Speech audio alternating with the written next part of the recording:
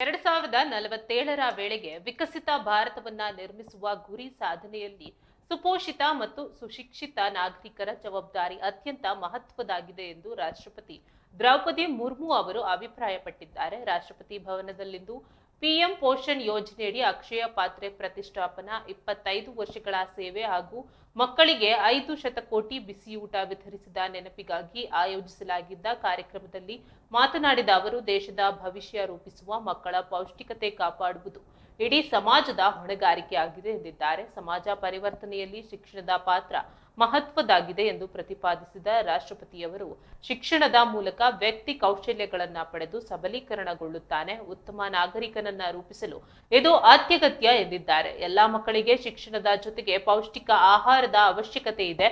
ಈ ನಿಟ್ಟಿನಲ್ಲಿ ಅಕ್ಷಯ ಪಾತ್ರೆ ಪ್ರತಿಷ್ಠಾಪನವು ಶ್ಲಾಘನೀಯ ಸೇವೆ ಸಲ್ಲಿಸುತ್ತಿದೆ. ಮಧ್ಯಾಹ್ನದ ಬಿಸಿಯೂಟ ಯೋಜನೆಯಿಂದಾಗಿ ಮಕ್ಕಳ ಶಾಲಾ ದಾಖಲಾತಿ ಮತ್ತು ಹಾಜರಾತಿಯಲ್ಲಿ ಗಣನೀಯ ಹೆಚ್ಚಳವಾಗಿದೆ. ಅಲ್ಲದೆ ಕಲಿಕಾ ಮಟ್ಟವು ಸುಧಾರಿಸಿದೆ ಎಂದು ತಿಳಿಸಿದ್ದಾರೆ.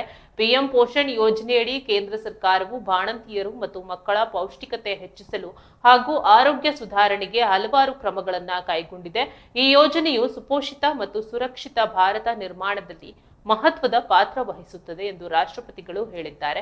ಇದೇ ವೇಳೆ ಇಸ್ಕಾನ್ ಸಂಸ್ಥೆಯ ಮೂಲಕ ಸಮಾಜ ಪರಿವರ್ತನೆಗಾಗಿ ಶ್ರೀಲಾ ಪ್ರಭುಪಾದ ಸ್ವಾಮೀಜಿಯವರ ಕೊಡುಗೆಯನ್ನ ಸ್ಮರಿಸಿದ ರಾಷ್ಟ್ರಪತಿಯವರು, ಭಾರತೀಯ ಪರಿಕಲ್ಪನೆಯಾದ ಅನ್ನದಾನದ ಮಹತ್ವವನ್ನ ವಿಶ್ವದಾದ್ಯಂತ ಪಸರಿಸುವಲ್ಲಿ ಈ ಸಂಸ್ಥೆ ಮಹತ್ವದ ಪಾತ್ರ ವಹಿಸಿದೆ ಎಂದು ಹೇಳಿದ್ದಾರೆ. ಸಮಾಜದಲ್ಲಿ ಯಾರು ಹಸಿವಿನಿಂದ ಬಳಲಬಾರದು ಎಂಬ ಚಿಂತನೆ ಅತ್ಯಂತ ಶ್ರೇಷ್ಠವಾದದ್ದು ಎಂದು ಅವರು ಅಭಿಪ್ರಾಯಪಟ್ಟಿದ್ದಾರೆ.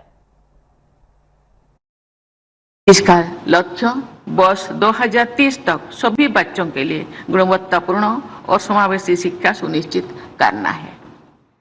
मैं इस संस्था की पूरी टीम की सराहना करती हूं और आशा करती हूं कि आप सभी इसी समर्पण, लगन और प्रतिबद्धता के साथ समाज और राष्ट्र की सेवा में अपनी अमूल्य योगदान देते रहेंगे।